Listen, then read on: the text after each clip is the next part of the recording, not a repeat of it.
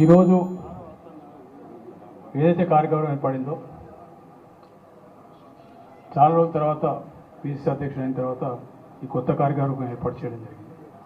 ఈ సందర్భంగా అధ్యక్షుల వారికి ఒకటే సందేశం అనుకుంది, మాకు ఇక్కడ ఉన్న ఇబ్బంది కాబట్టి మీకు వాస్తవాలు చెప్పదలుచుకున్నాను.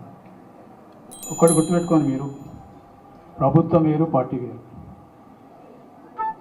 ఎప్పుడైనా కూడా సరే ప్రభుత్వంలో ఎమ్మెల్యేలు అవసరాలు పనిచేయడం ఉంటాయి కాబట్టి జరిగినాయి.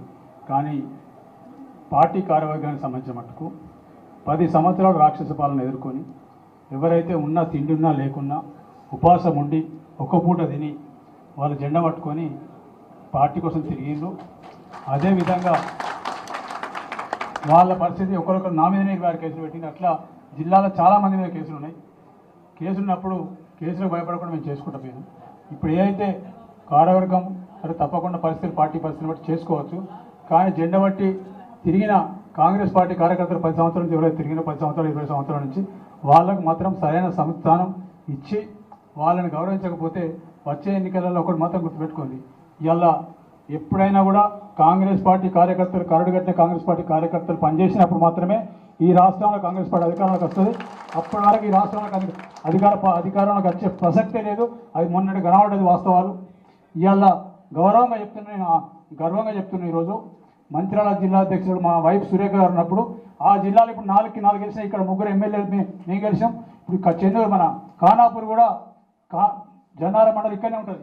జన్నారం మండలి వచ్చే వరకు మన బొజ్జు అవుతుంది 3000 మైనస్.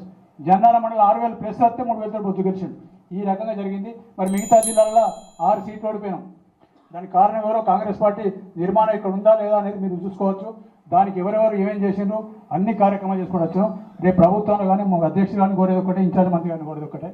అధ్యక్షుల వారిని ఇన్ఛార్జ్ మంత్రి కోరి సముదాయ స్థానం ఎవరైతే పార్టీ కోసం కష్టపడి పని చేసిండ్రు, ఇవాళ వచ్చే కొత్తగా వచ్చిన వాళ్ళు, ఎలక్షన్ ముందు వచ్చిన వాళ్ళు, ఎలక్షన్ తర్వాత వచ్చిన వాళ్ళు వచ్చి వేదికల మీద కూర్చొని వీళ్ళ మీద పెత్తనం చేస్తే కాంగ్రెస్ పార్టీ బతకదు. మీరు గుర్తుపెట్టుకోండి. ఇప్పుడు వచ్చిన వాళ్ళు ఎవరైనా కూడా వాళ్ళు పార్టీ మీద ప్రేమతోడో లేకపోతే పార్టీకి పనిచేద్దాం రాలే. వాళ్ళు వచ్చింది స్వచ్ఛంగా అధికారం ఉంది కాబట్టి వచ్చింది, అధికారం ఉన్నది కాబట్టి వచ్చినట్టు. అధికారం లేకపోతే రేపు అధికారం మార్పిడి జరుగుతుంది అనుకుంటే ఎవరు ఉంటారు? మళ్ళీ మీ ఇంట్లో కాంగ్రెస్ పార్టీ కార్యకర్తలు ఎవరైతే 20-15 సంవత్సరాల నుంచి పనిచేస్తున్నారో వాళ్ళే ఉంటారు, వాళ్ళే పనిచేస్తారు. దాన్ని దృష్టి పెట్టుకొని ఇంకొకటే చెప్తున్నా, పార్టీకి పనిచేసిన వాళ్ళని గౌరవించండి, వాళ్ళను గుర్తించండి, వాళ్ళకు సేవ, వాళ్ళకు సరైన అవకాశాలు ఇవ్వండి. నామినేటెడ్ పదవులు కానీ లేకపోతే పార్టీ పదవులు కానీ అవకాశం ఇవ్వండి. ఈ దాదాపు 66 సంవత్సరాలు 83 నుంచి నేను రాజకీయాలు ప్రత్యక్షంగా రాజకీయాలు లేను, కానీ ప్రభుత్వాలు చూసుకుంటూ వచ్చాను.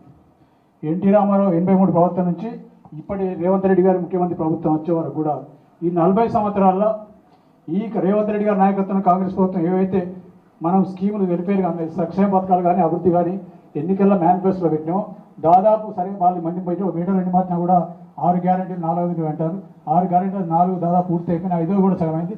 మిగతా ఉన్నాయి ఆర్థిక పరిస్థితులు కాలే. కానీ ఇన్ని గ్యారెంటీలు, ఇన్ని సంక్షేమ పథకాలు, ఇంత అభివృద్ధి 40 సంవత్సరాలు నాకు తెలిసిన వరకు ఇంతవరకు ఏ ముఖ్యమంత్రి దగ్గర కూడా రాజశేఖర్ గారు చేసింది కానీ ఈ గవర్నమెంట్ చేసిన సర్వే. కాకపోతే దురదృష్టవశాత్తు ఏంటంటే చెప్పిన కార్యక్రమాలు సరైన వీధిగా సరైన పద్ధతిలో మన గ్రామీణ ప్రాంతంలో కానీ మన కార్పొరేషన్ కానీ లేకపోతే మున్సిపాలిటీలు కానీ ప్రజలకు మనం చెప్పుకోవడం లేదు. చెప్పుకోపోయే వరకు దాంతో ఏమవుతుందంటే మనం వాళ్ళు ఏదో రైతు మరొక రుణమాఫీ అంటారు.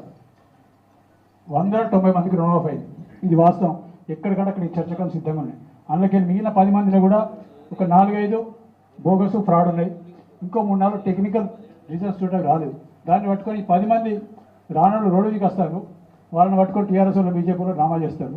అదేవిధంగా 90 మంది ఎవరైతే వచ్చిందో వాళ్ళు మాట్లాడతారు. ఇళ్ళలో వస్తారే వాళ్ళు మాట్లాడతారంటే వాళ్ళు ఖచ్చితంగా ఎన్నికలు వచ్చినప్పుడు కాంగ్రెస్ పార్టీ ఓట్లేసారు, సర్పంచ్ కాబట్టి మన మున్సిపల్ కార్పొరేషన్ కనబట్టి. ఇట్లా ప్రతి కార్యక్రమాన్ని గ్రామీణ ప్రాంతంలో కానీ పట్టణ ప్రాంతంలో ప్రతి ఇంటికి ఈ